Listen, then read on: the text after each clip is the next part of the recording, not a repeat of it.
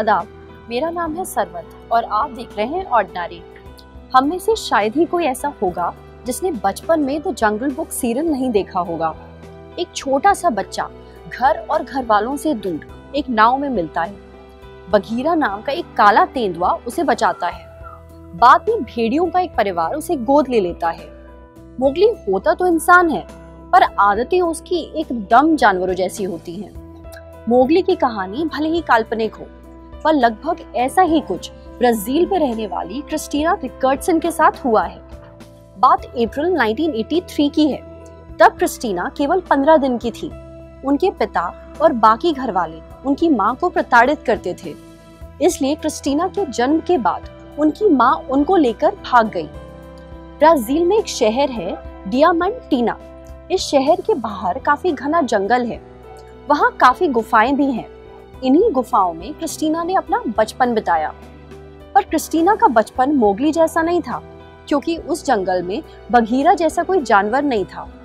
कई सालों तक क्रिस्टीना और उनकी माँ को जैगुआरों से छुपकर जंगल में रहना पड़ा।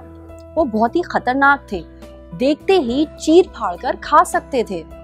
सिर्फ खतरनाक जानवरों से जान बचाकर रहना ही काफी नहीं था, खाने का इंतजाम करना और भी मुश्किल था।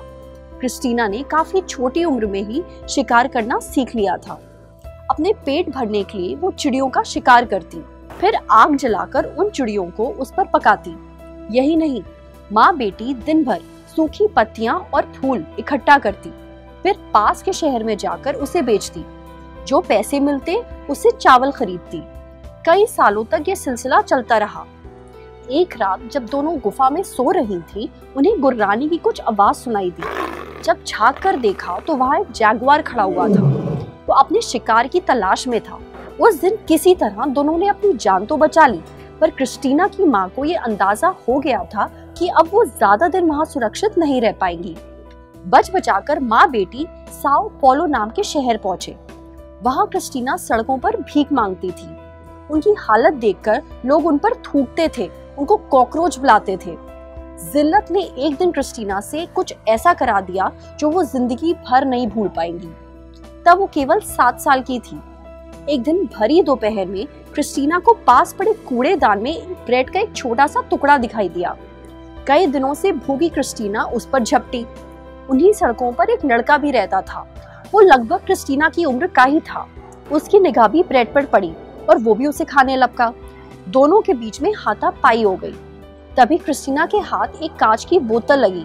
उन्होंने उस बोतल का टूटा हुआ हिस्सा लड़के के पेट में खोस दिया, फिर चुपचाप ब्रेड उठाई और खाना शुरू कर दिया। उनको उस वक्त एहसास भी नहीं हुआ कि उन्होंने आखिर ये किया क्या।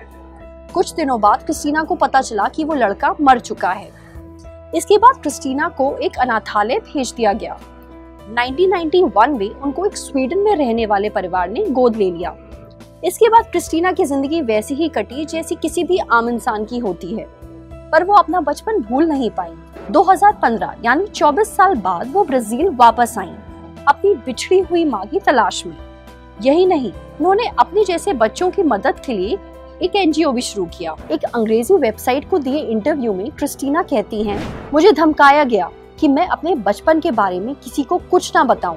मुझे कातिल कहा जाता है, सच बोलने के लिए कम्युनिस्ट कहा जाता है, पर मैं सड़कों पर रहने वाले बेघर बच्चों की आवाज हूँ। इसे चाहे जितना भी मुश्किल क्यों ना हो, मैं लड़ना नहीं छोड़ूंगी, ताकि किसी और बच्चे के साथ वैसा ना हो जो मेरे साथ हुआ। क्रिस्टीना की कहानी वाकई दिल दुखा देने वाली है। एक हिंसक पिता से बचने के लिए क्रिस्टीना को जानवरों की तरह एक जंगल में रहना पड़ा। खाने के नाम पर कचरे में पड़े हुए टुकड़े खाए, और तो और नन्ही सी उम्र में उनके हाथों खून भी हो गया। क्रिस्टीना की कहानी हम सब के लिए एक सबक है। मोगली सिर्फ टीवी और किताबों पर ही अच्छा लगता है, असल जिंदगी में नहीं। अगर आपको हमारा ये वीडियो पसंद आया हो तो ऐसे ही और कंटेंट के लिए हमारे फेसबुक पेज को लाइक करिए और हमारे ऑर्डिनरी यूट्यूब चैनल को सब्सक्राइब करिए। Thank you.